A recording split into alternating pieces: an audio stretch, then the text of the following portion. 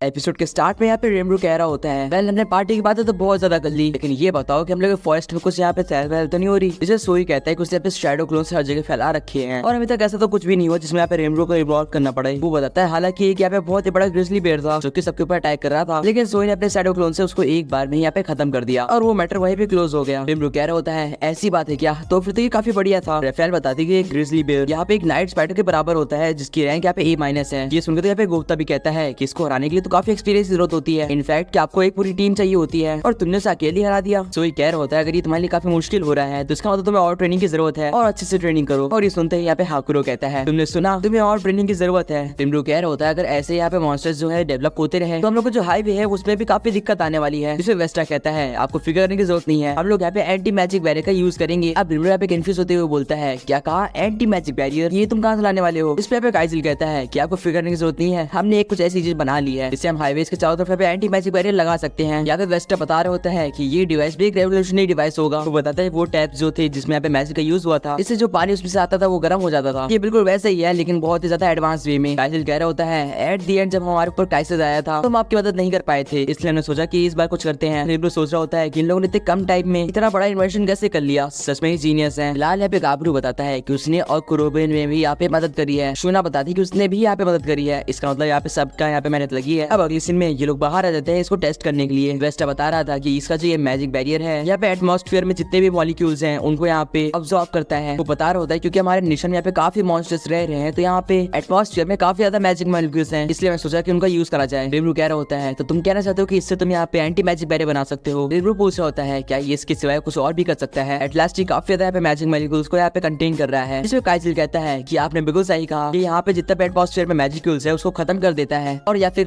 कम कर देता है, इससे यहाँ पे हाई लेवल मॉन्स्टर्स स्पॉन नहीं होते और यहाँ पे सब लोग सेफ रहते हैं। रेमरू कहता है एग्जैक्टली यही तो हमें चाहिए था ताकि यहाँ पे जो हायर लेवल मॉन्स्टर्स है वो स्पॉन ना हो। फिलहाल वेस्टा कह रहा होता है कि हर चीज के यहाँ पे एडवांटेज होते हैं तो कुछ डिसएडवांटेज भी होते हैं। वो बताता है अगर यहाँ पे एटमॉस्फेयर में से मैजिक मॉलिक्यूल्स खत्म हुए तो ये भी रुक जाएगा। रेमरू कह रहा होता है तो सिंपल वर्ड्स में अगर मैं कहूँ तो ये एटमॉस्फेयर से जितने भी मैजिक मॉलिक्यूल्स हैं उनको यहाँ पे कलेक्ट करता है और उससे यहाँ पे एंटी मैजिक बैरियर बनाता है। मैंने सही कहा ना। काइजिल कह रहा होता है बाय द वे जब यहाँ पे मैजिक मॉलिक्यूल्स खत्म हो जाएंगे और इमरजेंसी का टाइम होगा तो उस टाइम के लिए हमने कुछ करा है, हमने यहाँ पे एक फ्यूलिंग सिस्टम बनाया है। वो बताता है कि इसके बीच में एक स्टोन लगा हुआ है जो कि क्रिस्टल है। अब इसके अंदर यहाँ पे कुछ मॉलिक्यूल स्टोर रहते हैं जो कि इमरजेंसी के लिए हैं। रेमरू बोलता है कि तुमने ऐसा क्यों करा, तुम ऐसे नॉर्मली यहाँ पे मैजिक कलेक्टर क्यों नहीं यूज कर लेते। तो रेफेल बताती है एक्चुअली अगर इसने मैजिक क्रिस्टल्स यूज ना करे होते तो सिर्फ 100% में से 10% ही वो यूज कर पाता, लेकिन क्योंकि यहाँ पे मैजिक क्रिस्टल यूज हुआ है तो वो यहाँ पे 90% यूज कर पा रहा है। काइजिल बताता है इनफैक्ट वो 10% जो यहाँ पे खराब जा रहा है उसको भी ये लोग रिकवर कर लेते हैं। जिसमें रेमरू कहता है क्या बात है, इसका मतलब ये सिस्टम यहाँ पे रिपीटिंग टाइप का है और अपने आप यहाँ पे रिपीट होता रहेगा। रेमरू कहता है इसकी सबसे अच्छी बात तो ये लगी कि यहाँ पे इसके आसपास कोई भी हाई लेवल मॉन्स्टर स्पॉन नहीं होगा और हमारा निशान यहाँ पे सेफ रहेगा। वेस्ट बताता है इतना ही नहीं, हमने इसके साथ कुछ और भी करा है, ये एंटी मैजिक बैरियर के सिवाय भी कुछ और भी चेंज कर सकता है। गेल्ड इसके ऊपर लगी हुई जो प्लेट होती है उसको निकालता है और यहाँ पे वेस्टा बताता है इस प्लेट पे जिस तरह का मैजिक भी यहाँ पे लगाया जाएगा ये डिवाइस उसी तरह यहाँ पे परफॉर्म करेगा। रेमरू कह रहा होता है तुम ये क्या कह रहे हो, क्या तुमने मेरे दिए हुए आइडिया से ये सब चीजें बना ली। सिंपल भाषा में इन प्लेट्स पे कुछ रिकॉर्ड है जो कि ये प्ले कर रहा है। वो बताता है कि कुछ टाइम पहले यहाँ पे रेमरू ने इनको एक मैजिक प्लेयर का आइडिया दिया था और इन लोगों ने उसे से ये बना लिया। रेमरू कह रहा था अगर इसको ढंग से बनाया जाए तो एक यहाँ पे पोर्टेबल मैजिक प्लेयर भी बनाया जा सकता है और कुछ बड़े बड़े मैजिक प्लेयर्स भी बनाए जा सकते हैं, इससे हम काफी फन कर सकते हैं पार्टीज में। फिलहाल वेस्टा बताता है इसको इंस्टॉल करना काफी सिंपल है, हम इसको हाईवे पे हर जगह लगा देंगे ताकि ये अच्छे से काम कर पाए और क्योंकि यहाँ पे मैजिकल्स कुछ ज्यादा ही है ये हमेशा काम करता रहेगा और सेफ्टी रीजन हम यहाँ पे रोज रोज यहाँ पे चेकिंग भी करवा लेंगे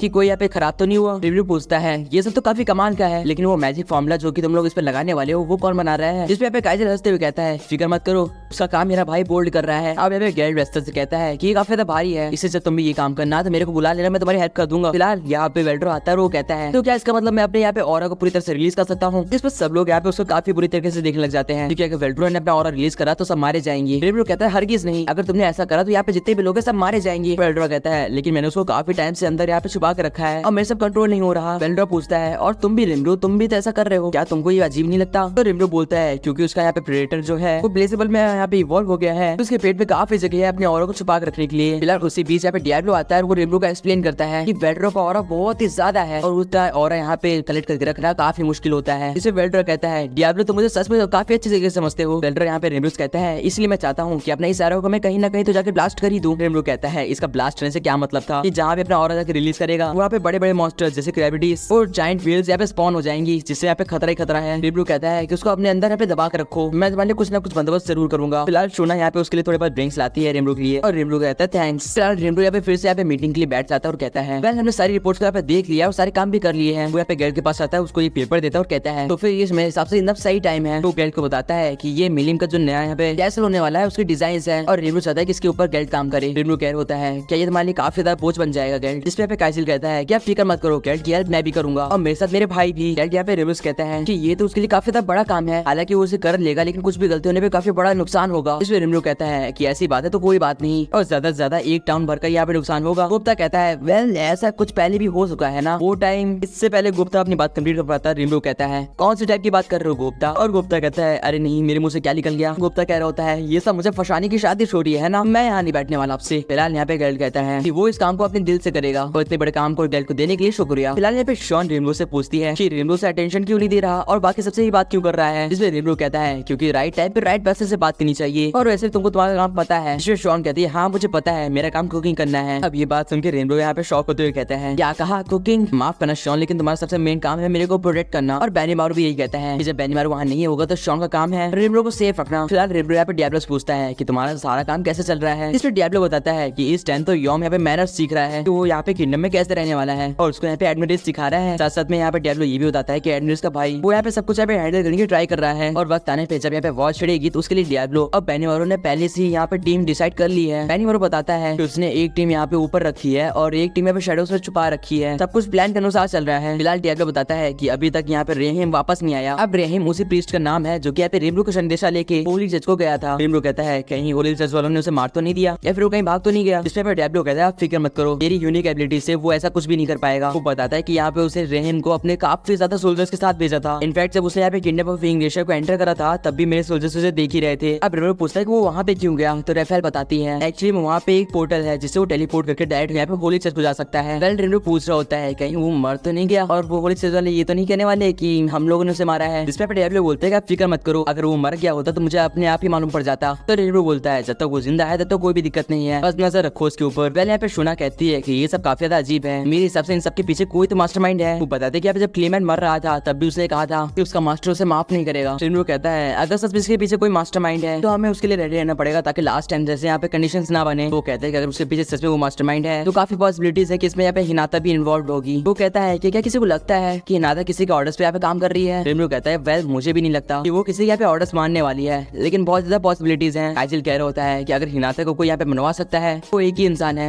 और वो है गॉड लुमिनस। अब जब विल्डर यहाँ पे लुमिनस का नाम सुनता है तो सोचता है ये नाम तो कहीं सुना सुना सा लग रहा है। रेमब्रो ये भी कह रहा होता है कि जब यहाँ पे वर्ल्ड प्रोग्रेस हुआ था तो लुमिनस उसकी एक बात नहीं सुनी थी। शोना कहती है तो फिर क्या इसका मतलब कि जितनी भी चीजें एक साथ हुई वो यहाँ पे कोइंसिडेंस थी। डियाब्लो कहता है कि मेरे हिसाब से आप ये कहना चाहते हो कि कोई मास्टरमाइंड यहाँ पे है जो कि सबको यहाँ पे अपने हाथों पे नचा रहा है। बेनीमारू कहता है तो फिर क्या इसका मतलब बेलमेंट का हमारे ऊपर अटैक करना, क्लेमेंट का हमारे ऊपर यहाँ पे नजर रखना और हिनाता के हमारे प्रति ऐसे व्यवहार करना वो सब किसी एक मास्टरमाइंड का यहाँ पे काम है। फिलहाल उसी टाइम पे रेफेल बीच पे आते हुए कहती है कि उसे जितनी भी सारी चीजें सुनी है उसके हिसाब से ये सब कंडीशंस बैठ नहीं रही एक साथ। वो बताते हैं कि जितने भी यहाँ पे एक्सर्स लिए गए हैं वो सब कहीं ना कहीं यहाँ पे इंटरकनेक्ट हो तो रहे हैं, लेकिन जितने भी लोग हैं उनमें कोई एक मास्टरमाइंड नहीं है। रेफेल के हिसाब से यहाँ पे काफी मास्टरमाइंड्स हैं। वो बताते हैं कि स्पेशली इतने लोग कंट्रोल करना किसी एक मास्टरमाइंड के हाथ का काम नहीं है। अब जब रेफेल ये कहती है तो रेमब्रो यहाँ पे सोचना स्टार्ट करता है कि क्लेमेंट ने हमारे पर अटैक करा क्योंकि उसे डीमन लॉर्ड बनना था। उसके बाद यहाँ पे फेलमेंट ने हमारे पर अटैक करा क्योंकि उनको डर था कि कहीं हम उनसे यहाँ पे ट्रेनिंग के मामले में आगे ना निकल जाए। और फिर हिनाता वो शिरो का मेरे अंदर देख नहीं पाई। एट लास्ट शिरो उसके यहाँ पे टीचर थी। रेमब्रो कह रहा होता है कि जितना भी हम लोग सोच लें लेकिन सबका यहाँ पे अपनी अपनी मर्जी थी और शायद इनका कोई एक मास्टरमाइंड हो। रेफेल बताती है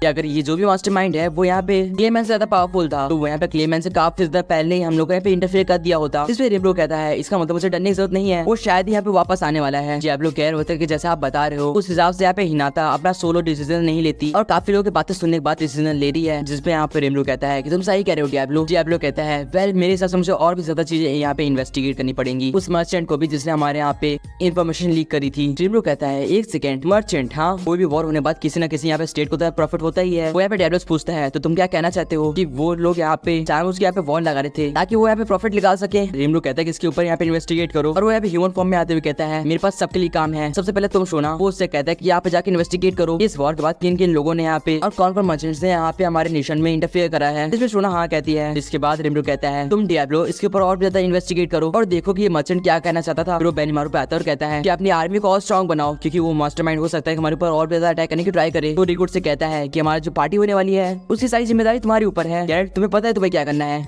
जो भी तुम काम कर रहे हो उसको अपने दिल से करो। और फिर शॉन तुम्हारे लिए। शॉन कहती है हाँ मेरे लिए क्या। अब रिमरू सोचते इसको क्या जवाब दे। वो कहता है कि तुम और रंगा मेरे क्या पे सेफ रख काम करोगे। इस पर शॉन कहती है हाँ मैं समझ गई। रिमरू कह होता है वेल उसकी कुकिंग ज्यादा तो ये अच्छा रहेगा। फिलहाल वेल्ड्रॉ पूछता है कि मैं क्या करूँ, मेरे लिए कुछ काम होगा। रिमरू कहता है वेल तुम यहाँ पे किसी भी काम में बीच में टांग मत अड़ाना। जिसमें वेल्ड्रा कहता है कि वो समझ गया। रिमरू कहता है और तुम गुप्ता इस मीटिंग के बाद तुम मेरे को अकेले में मिलोगे। इसलिए गुप्ता कहता है कि आखिर क्यों। फिलहाल हम लोग यहाँ पे वेस्टर्न होली चर्च का यहाँ पे सीन देखते हैं जहाँ पे हिनाता आती है और वो कहती है माफ करना मेरे को देरी हो गई, लेकिन चलो अपनी मीटिंग स्टार्ट करते हैं। और गाइस यहीं पे ये एपिसोड एंड हो जाता है। आप लोग ये एपिसोड कैसा लगा कमेंट्स बताना एंड सब्सक्राइब कर दो उसका अगला एपिसोड देखने के लिए। बाकी मैं मिलता हूं आपसे नेक्स्ट वीडियो में। Till then good bye.